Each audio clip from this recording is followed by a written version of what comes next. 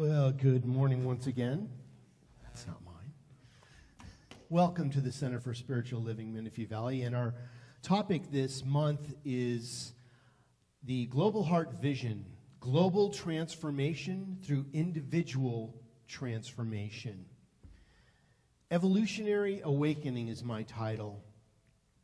Through our own process of evolutionary awakening, we contribute to the larger consciousness and create a new, evolving reality toward more connection, toward compassion and cooperation. We have a role to play in how we evolve. Each one of us gets to choose which side of the coin we will be tossed on, as it were. You can look at the challenge and be in the problem, or you can look at the solution and be in the magic of the miracle of what is the greatest yet to be for me, rather than being in the isn't it awful, it always happens to me, woe is me. So it's a different perspective. And as we evolve, sometimes I'm in the woe is me consciousness. And there's still evolution there. Maybe that will evolve you to a different consciousness of knowing that playing the victim only keeps us in the victim role. Once we step into being a victory, things start to change in a different direction.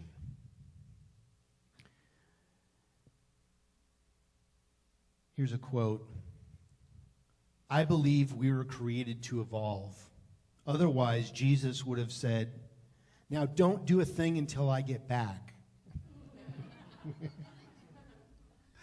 That's from the internet. I'm not sure where that came from, but I thought that was cute, you know? Just wait until I get back. Don't touch anything. But we're here to evolve.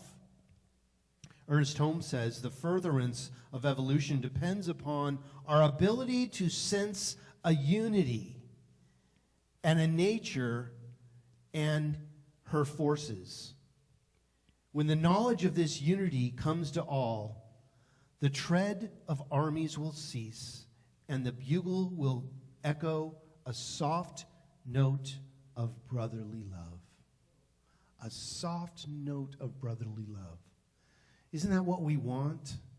Especially in the way the political season right now is looking. It's such mud and such, it's hard to see the forest through the trees when we're so inundated with sound bites and political mudslinging. But this is the process that we've brought ourselves to. And as my mom would say, look for the truth behind what they're saying, because what they're saying isn't always the truth. Well, and I'll let you make that decision coming up. And we're actually going to have it right here in November. We're going to have the election again here, November 8th, Tuesday. This will be a polling place. We're expected over 500 people to come through here on November 8th and vote. So get out and vote and show your colors. Here's another quote from Dr. Ernest Holmes, and this is from his book, A New Design for Living. It's not something that we are evolving into, but rather what we are evolving from. Our position is one in which we are becoming more and more aware of something which exists before we are even conscious of it. How many times have we known that there was an answer, but we didn't know what the answer was, but we knew there was a way. And we knew if we kept at something that it would be revealed to us. But if we just give up and say, well, we're not going to evolve anymore, we're not going anywhere, the universe always says, yes, let me show you how we are unevolved. And we play in that arena. This is a quote from Hafiz, one of my favorite poets. Your separation from God is the hardest work in the world. We have the appearance that we are separate. We are individual beings. But we are actually cells in the body of God. There's only one of us really here. It is the infinite expressing as the billions of different aspects of itself. Greg Braden says in The Divine Matrix, splitting the photon into twin particles, shoot them in specifically designed chambers with 2 fiber optic pathways, fired the particles away from each other 14 miles apart. And at the end of the pathway, the particles need to make a choice between 2 random routes which are identical in every way. They both will choose the same direction each and every time. They will always go the same direction as itself, is each other. Although it appears to be separate, it will always make the same decision when split in 2 because it's still really one. The appearance is 2. Quantum enlightenment talks about this thing called quantum entanglement. I did a lot of classes on quantum theory in my ministerial training. It's very interesting, the concept of quantum physics. And it describes that once something is joined, it is always connected, whether it remains physically connected or not. Tell my ex-wife that. Or tell myself about that. Because there is no separation. The experience that you have lasts forever. So make it a good one, right? Or at least learn something from it, right? And move forward with knowledge. Our personal evolutionary awakening moves us from contemplation to cooperation. And sometimes we feel alone in our process. But the truth is the evolutionary process is going on, and more people are finding new awareness about their divinity. The more we practice our spiritual practices, the more it draws us and others who are of the same path. And even though it might feel like changing is scary at times, we are creating something new. Your evolutionary awakening is in recreating your life anew, over and over. Every day we get a new choice to choose a different direction if we want. This is the story of the butterfly's evolution, and this is in Nori Huddle's book, The Butterfly, and she writes, a caterpillar's new cells are called imaginal cells. They resonate at different frequency. They are so totally different from the caterpillar cell that its immune system thinks they are enemies. And it starts to gobble them up. Chomp, chomp, chomp, like a Pac-Man. But these new imaginal cells continue to appear, more and more of them, and pretty soon the caterpillar's immune system cannot destroy them fast enough. More and more of these imaginal cells survive. And then an amazing thing happens. The little tiny, lonely imaginal cells start to clump together into friendly little groups. And they all resonate together at the same frequency, passing information from one to another. And then after a while, an amazing thing happens. The clumps of these imaginal cells start to cluster together. A long string of clumping and clustering of these imagined cells, all resonating at the same frequency, all passing information from one to another there inside the chrysalis. And a wave of good news travels through the entire system, lurching and heaves, but not yet a complete butterfly. And then at some point, the entire long string of these cells suddenly realizes altogether that it is something completely different from what the caterpillar was. Something new, something wonderful. And in that realization is the shout of the birth of the butterfly. Since the butterfly now knows that it is a butterfly, the little tiny imaginal cells no longer have to do all those individual cell talking to each other that they have to do, because they are now one. Now they are part of a multi-celled organism, a family who can share the work. Each new butterfly cell can take on a different job, and there is something for everyone to do, and everyone is important. All cells begin to do just that. That very thing is connection. It is drawn to itself, and every other cell encourages it to do just that. And it's the way that the butterfly is organized out of the challenge of that transformation. So I ask you about our personal evolutionary awakening, moving us from our self-centeredness to compassion, to being open to things that are happening in the world.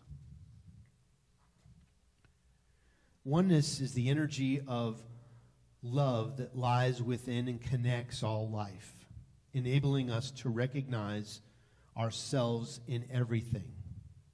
The universe is one being, and we are its cells, all essential and responsible for the well-being of the whole. This is very important. It's just like the butterfly. If we decide not to group together, it can't be complete. There's an incompletion in the universe, and we can't all move forward until we all know that we're in this together. You might look at things and wonder if we will ever truly evolve. But we are evolving. We are moving forward. Every day is a new expression of that evolution of our consciousness. You know, I don't need to be any better than anybody else. I just need to be better than I was yesterday. And we all have that opportunity to do that. And every day, am I better than I was yesterday? No, not every day. But I strive for that on all days.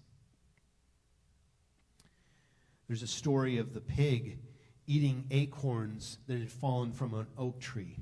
And a wise owl warned him to be careful not to unturn the roots, as he would kill the tree. And the pig said, I don't care about the tree. I only want the acorns, as the tree falls on his head.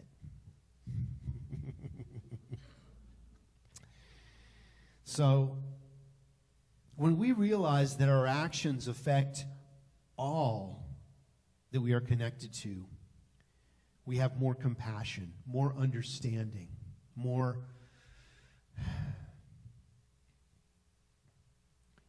peace and harmony is introduced when we see the backstory.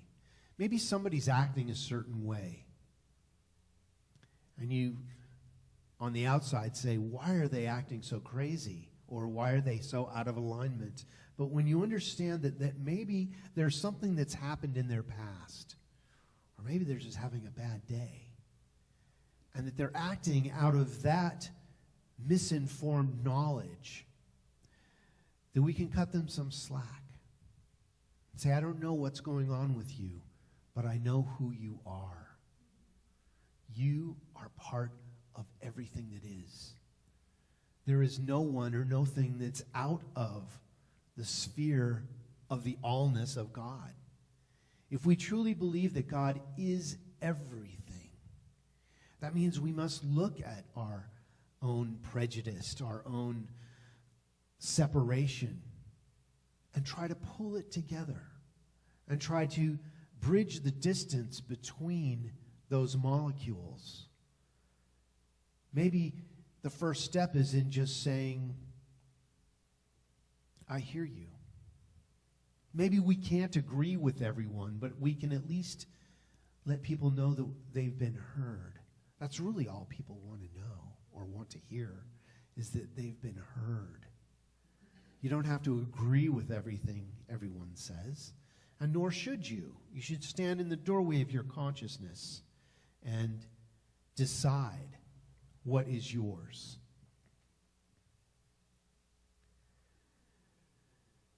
As we get to know the other, we find out how much we have in common. We protect what we fall in love with. And we need to fall in love with all life, all creation. My mom used to say, I don't always like what you do, but I love you. She got it. You know, she would try to keep me in the straight and narrow. Of course, I was a little off kilter, but, you know, eventually I got it. Well, I want to leave you with this. Change the way we see ourselves. Explore our connectedness to the divine, to our world, and to each other. As we become more secure in our own divine nature, we are more willing to be cooperative and be generous, because we know that when we reach out to help others, we are really reaching out to help ourselves. There is no other here. There's no out there. It's all in here. Our open hearts and our open actions affect others in the world. We are all connected as the one. There is truly only one of us here. When we feel good about ourselves, we expand. We become more loving, more generous, more caring, and more connected. There's a story about some gold rush miners who discovered a mine in California. And they had to go to town to get some supplies. And they all swore to each other that they would not say a word about the mine while they were in town. But the next day, as they got up to head out, there were 20 other miners on horseback, all ready to follow them. They were shocked because they all had stuck to their agreement. How did they know? They asked each other. And the miners said, your smiles gave it away. When we know the truth about ourselves, when we know the good that we have access to, we can't help but radiate that out into the world. And it's okay to not have a poker face. It's okay to share the love that you are. Don't be afraid of that. You know, we're so protective of our oneness. And we need to turn it around and give it away, because that's the only way we can keep it, is by giving it away. And I'd like to leave you with this quote by Eckhart Tolle, who said, you are not just a meaningless fragment in an alien universe, briefly suspended between life and death, allowed a few short-lived pleasures, followed by pain and ultimate annihilation. underneath your outer form, you are connected with something so vast, so immeasurable and sacred that it cannot be spoken of. Yet, I am speaking of it now. I am speaking of it now, not to give you something to believe in, but to show you how you can know it for yourself. And so it is.